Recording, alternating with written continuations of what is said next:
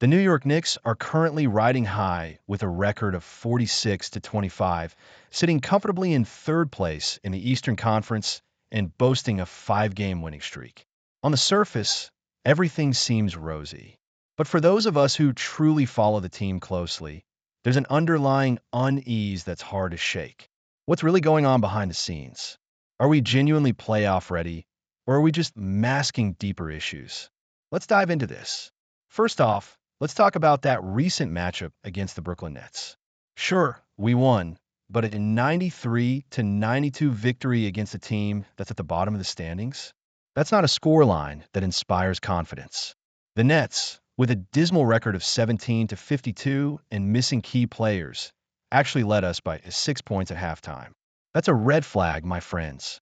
We committed 22 turnovers and shot a miserable 27.6% from beyond the arc. Is this the kind of performance we expect from a team vying for playoff supremacy? Coach Mike Brown has been vocal about the need for improvement, especially in how we start games. After our win against the Golden State Warriors, he emphasized the importance of coming out strong. We have to figure out individually, collectively, how we can start games better. Yet, despite these concerns, he hasn't felt the need to alter the starting lineup. Is that the right call? As fans, we have to ask ourselves if this strategy is sustainable moving forward, especially against stronger playoff contenders. Now let's shift our focus to Mikal Bridges. This is a player we invested heavily in, giving up 5 first-round picks for his services. Yet in his last 8 games, he's averaging a paltry 7.3 points on just 33% shooting. Against the Nets, he poured in just 9 points over 36 minutes of play. This isn't just a case of a role player struggling. This is a serious concern for a key player who's supposed to be a cornerstone of this team. What's going on with him? Is it a lack of confidence? Is he feeling the pressure? We need him to step up, especially with the playoffs looming. And what about Jalen Brunson? He's been our go-to guy in clutch moments, hitting crucial shots late in games. But let's not gloss over the numbers. Against a defensively weak Nets team, Brunson scored 17 points on 19 shots. When you compare his performance to that of superstars like Luka Doncic, who's averaging an astounding 37.2 points in March, the gap is glaring. Brunson is doing well, but is it enough? Are we asking him to carry too much of the load? Every game seems to come with its own unique set of challenges. One night, it's a slow start. Another night, it's turnovers, and sometimes it's a key player going missing. As we approach the playoffs, we need to address these issues head-on. If we stumble against a last-place team like the Nets, what's going to happen when we face a top contender? So here's where I want to hear from you, fellow Knicks fans. Are we truly ready for the playoffs? What do you think about Mikal Bridges' recent play? Is he the player we thought we were getting? Or does he need to step it up? And what about Jalen Brunson? Is he doing enough to warrant being the playoff leader we need? Let's keep this discussion going. Share your thoughts in the comments below, and let's rally behind our team. Where are you watching from? Whether you're in New York City or rooting from afar, your voice matters. Go New York Knicks. The New York Knicks are sitting in a strong position at 46-25 and currently hold the 3rd spot in the Eastern Conference. However, their recent win against the Brooklyn Nets, a team that is struggling and on a 6-game losing streak, raised quite a few eyebrows. The final score of 93-92 indicates that it was a nail-biter, and honestly, it shouldn't have been that close. As Knicks fans, we need to dig into what this means for our team moving forward.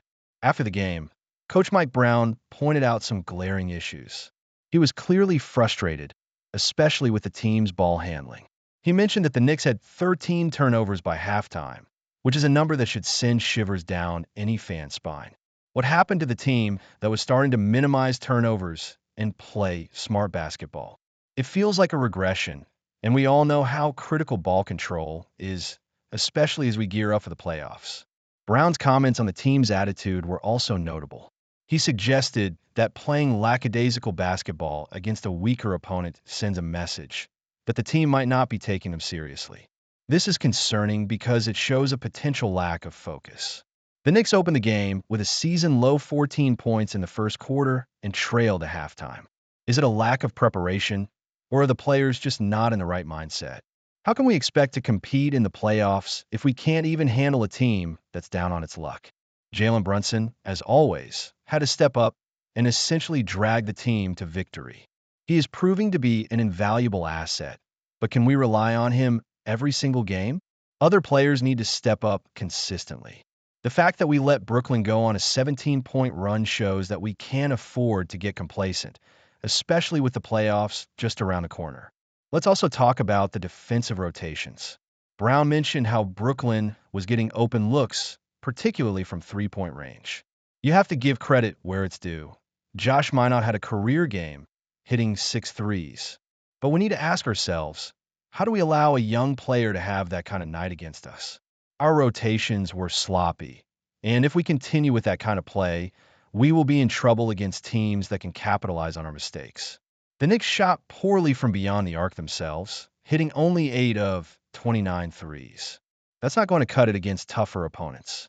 As we look ahead, we have to wonder, will the Knicks tighten up on defense, or will we continue to see these lapses that could cost us in the postseason?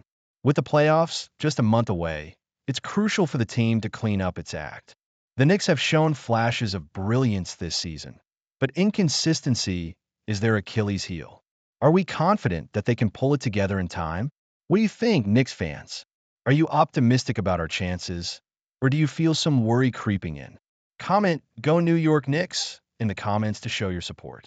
Let's hear your thoughts on what the team needs to do to improve before the playoffs.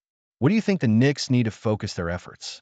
As the excitement builds for the postseason, let's rally together as fans. Share your thoughts, and let's keep the conversation going about our beloved Knicks. What's your take on the team's current state? Where are you from, and how do you feel about New York Knicks right now? Your voice matters. Let's dive right into an exciting moment for the New York Knicks. There's a lot to unpack here, and I promise you want to stick around until the end. We're talking about Karl Anthony Towns, his gutsy performance, and what this means for the Knicks as they continue their winning streak. How does this victory shape the team's future? What does it say about KT's commitment? We'll explore all of that. So grab your favorite snack and let's get into it. So, Karl Anthony Towns was labeled as questionable before the Knicks faced off against the Brooklyn Nets. But instead of sitting out, he showed up in a big way. With 26 points and 15 rebounds, Towns helped the Knicks clinch a nail-biting 93-92 victory. But what really caught my attention was his heartfelt reason for playing, which he shared after the game. He dedicated his performance to his father, saying, "Shout out to my pops. He told me to come play today." That kind of dedication is what we love to see from our players. It speaks volumes about his character and commitment to his teammates. How do you feel about KT's emotional motivation? Does it inspire you as a fan? I think it's moments like this that make sports so special. Players don't just play for themselves. They play for their families, their teammates, and the fans. It's these stories that build a connection between us and the players we cheer for. Let's break down his performance a bit more. From the start, KT was a defensive powerhouse. He grabbed a crucial defensive board at a critical moment, proving that he was ready to step up when it mattered most. And those free throws? While he missed both in the final seconds, it's important to remember that even the best players have off moments. What matters is how you bounce back from those situations. He admitted it was a lesson in staying locked in. And if that isn't a sign of growth, I don't know what is. Now, let's talk about the coaching side of things. This victory marked the head coach's 500th career win, a milestone KT didn't even know about until after the game. Can you believe that? It shows the team is focused on winning games rather than individual accolades. But how does this milestone affect the team's morale? A solid coach who knows how to guide a team through the ups and downs is invaluable, especially as we head into the playoff season. As for the Knicks' record, they're sitting at an impressive 46-25 with 5 consecutive wins. This kind of momentum is crucial. They're gearing up for their next matchup against the Washington Wizards at Madison Square Garden. It's a game that could really solidify their position. Historically, Towns has had strong performances against the Wizards, averaging over 27 points and 11 rebounds against them. Do you think he can replicate that success? I'm optimistic, and I believe the team is poised to extend their winning streak. And let's not forget about Josh Hart, who is expected to return for the game against the Wizards. Hart brings a lot of energy and hustle to the court. His presence could enhance the team's performance even more. What do you think his return means for the Knicks? Are we looking at a potential playoff run? As we look ahead, I want to hear from you. How do you feel about the Knicks' chances as they continue this winning streak? What are your thoughts on KT's performance and his emotional reason for playing? Comment Go New York Knicks below, and let's keep this conversation going. Whether you're watching from New York or anywhere else, your opinions matter. Tell us the name of your city and what you think about the Knicks right now. It's an exciting time to be a Knicks fan. The energy is palpable, and with each game, we're inching closer to the playoffs. Let's rally around our team and support them as they strive for greatness. Until next time, keep the faith and let's go Knicks.